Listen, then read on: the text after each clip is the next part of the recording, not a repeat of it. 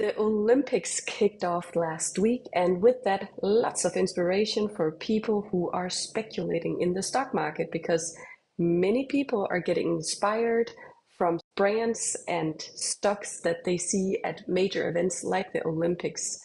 You're listening to Investing Mastermind Podcast. I'm Sina Lundholt. And I'm Michelle Markey. The Olympics, the sport event, is a super commercial sport event. And over the next week, we will be exposed to brands linked to the Olympics. And many individual investors, the way that they invest is that when they get exposed to brands that they see during the Olympics, it could be sports brands, it could be brands that are sponsoring the event.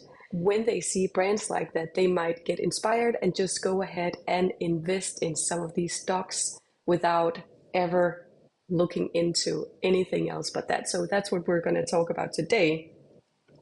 So at the Olympics, it's typical that brands and stocks that are directly connected to the Olympic events, that, there's a little bit of an increase in the stock price for that. For example, recently the Nike stock price declined, but analysts, experts, they did anticipate that the stock actually might increase a little bit over the summer because of the Olympic Games. So Michelle, I'd like to hear, are you someone that gets, inspired by some of these events? And if you do get inspired, what's your next step if you would get inspired by a sport event or any kind of other event out there? Well, if there's a sporting event I care about, like some of the really cool events at the Olympics could be like skateboarding, which is a newer sport. And I feel like that's fun and I admire it. And if it's available to watch, I would try to tune into it just to see all the amazing athletes perform at that and other sports like swimming or rugby or other kinds of sports that seem appealing. And with that going on, it makes me want to exercise more. Like when I see these sporting events, I get inspired to try to do better myself, seeing all these amazing athletes perform at their best. So I might try to run a little bit more or, pick up a sport, like maybe go play tennis, knowing that Nadal and Alcaraz or whatever the guy's name is, they're at the top of their game and the Spanish duo are taking on a lot of comers, so they're a fun team to watch, but I don't necessarily go buy things. So while I know some brands like Nike and Adidas are duking it out for advertising to get in front of eyeballs, the Wall Street Journal reported that historically the Olympics were not necessarily big sales generators for those brands. So even though they're getting in front of people, people don't always like, unless it's like a super cool sports shoe or something that they see some of the soccer or football players wearing, they may not immediately go to the store and be like, I need to buy this. Like they're probably only going to buy it when they really need another pair of soccer cleats. And that's sort of what I think is like, okay, maybe by the fall, maybe you'll see some sales because kids are back to school and that's when the parents are buying that stuff. But immediately right now, I don't know if there's an immediate conversion from someone watching an inspiring clip and it's tied to some Adidas product. I don't know that it immediately pays off for them, but it may plant a seed in the consumer's mind of like, oh yeah, I saw those athletes wearing that cool thing, or this kind of modern sports shirt is good at wicking away sweat and it could be useful. It's better than the previous generation thing Nike came out with. So maybe I'll buy that the next time I need a new running shirt. So depending on kind of what people's needs are, maybe it plants a seed, and that's ultimately where they might not see the payoff right now in the coming weeks, but maybe they'll see the payoff in the coming months. For me, I can only say that I don't necessarily get inspired by events either, but I do work with a lot of people that does. So some of the people that are taking my course will come to me and get inspired by a sport event like this. That's definitely something I see, and they suggest different kind of brands. And my suggestion back is to, study these companies and actually find out, are they healthy businesses? Are they wonderful businesses? But also, is it actually a business that we're capable of understanding? Because a lot of people that are usually buying stocks. So what these people that, are bringing these stocks up, what they would have done in the past might have been to just go out and buy the stock right now without knowing that prices might be too high for that particular stock. So they haven't actually found out what is a, fair price to actually pay for this stock. And they go out and pay right away when they see something like the Olympics. They get inspired either by brands, you mentioned Nike or Adidas, which is something I actually hear quite a lot too. Or it could be some of the other brands like Coca-Cola, McDonald's, like major sponsors at the Olympics.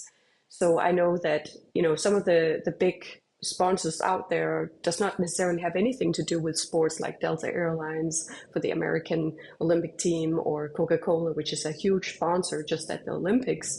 But people do get inspired from seeing the ads, from, watching, some of the sports stars actually wearing some of the outfit or using some of the equipment. So that inspires people to go and buy either that stock, because, at least what I hear is that, oh, it must be good when then this and this person is actually using something like this, then the brand must be good. So if you get inspired by something, Michelle, what's the first step that you would actually do to understand the business? Let's say you get inspired anywhere from potentially buying a stock, and it's something you say, okay, yeah, sure, I'll give it a go. What would be some of the first things you would be looking into to just check, would this potentially be something I would spend some more time on? Yeah, like let's say it's a major sponsor of the Olympics, and it could be any company, whether it's food, retail, airlines, or a credit card company. I would probably try to visit their website and read about them on Wikipedia. Like, let's say I see that perhaps, I don't know if they are, but what if Visa and MasterCard were sponsors of the Olympics out of curiosity? And I would say, okay, I like using those. I use these credit card brands every day in my life. I want to see a little more about them. Like, what are they all about? So I'd open their Wikipedia page and read a little history about how did Visa or MasterCard come about. And then I would try to go to the website of theirs and look, do they have an investor relations page? And then I would look for more information in their annual reports or quarterly reports called 10K or 10Q. And I would learn a little bit more as a starting point. And then there's a whole world we can get into about valuation, but that's what I would start doing, just to learn a little bit more if there was a sponsor that I think could be interesting to me and I relate to them and I believe in using them. Like, for everyday purchases, I enjoy using my credit cards. For the Olympics, there's actually about, they anticipate about 3 billion people plus that are going to tune into the Olympics. So potentially there's a lot of people actually watching the Olympics and getting exposed to some of these brands. And my husband is a coach and coaching an Olympic team, a Danish Olympic team. So we actually did discuss, that this was a highly commercial event and not necessarily, uh, well, it is a sporting event, but it is super commercial. And with everything that's going on, it's about brands. It's about, getting exposure to different kind of brands, and even, that the Olympics are being sponsored by certain brands. And so it's not only a sporting event, it's a highly commercial event. And that's something, to also be aware of as a consumer, both that, we could be spending our consumer money, which you also talked a little bit about, not that Nike or Adidas necessarily see an increase in sales, but, we're being exposed to these brands, and, oh yeah, maybe we should get a cold Coca-Cola instead of whatever other drink we potentially would be drinking because we're exposed to it, maybe. So it's something to be aware of also as an investor, that it's easy, to forget and actually be very focused on, oh yeah, it seems that this stock, this brand is super popular because it was at the Olympics, and then, you know, thereby just conclude that then it must be a good quality business. And I do see a lot of people that are, whenever they see a brand, whenever they see something that's highly exposed, they think, well, then it's a wonderful business. And they do think, well, this must be quality because it's a brand, because many people are buying it. But it doesn't necessarily mean that because it's got high exposure or that it's a quality brand that people actually like to wear, that the underlying business is good. So doing something like you mentioned, Michelle, and read the annual reports as well as getting to learn more about the business is super important. Yeah, and that's a great point you make. Like, I would just think, oh yeah, these brands must be doing well. You think they're strong companies because they can afford their advertising budgets, but that doesn't always correlate. Like, there have been so many companies that have come and gone that probably once upon a time were sponsors of events like Kodak. I'm sure they were prominently featured in some of the 1980s Olympics. Like, their logo was everywhere, and look what happened to Kodak 20 years later. So, it is interesting how just because we see the brand being advertised everywhere doesn't mean that the underlying business is strong, to your point. Yeah, exactly.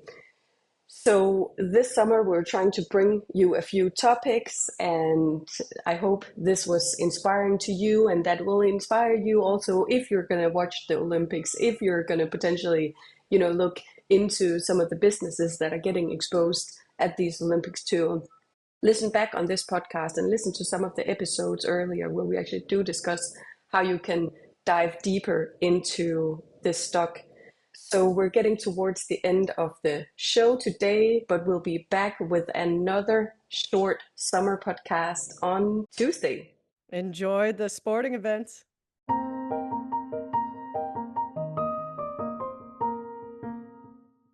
If you enjoyed the show and found the content informational, we would be super grateful if you would leave us a review and follow us wherever you get your podcasts so you automatically get new episodes in your feed. We publish a new show every Tuesday. The contents of the Investing Mastermind podcast are for educational, informational, and entertainment purposes only. None of this is investing advice, and if you need help in your personal situation, please consult with a professional.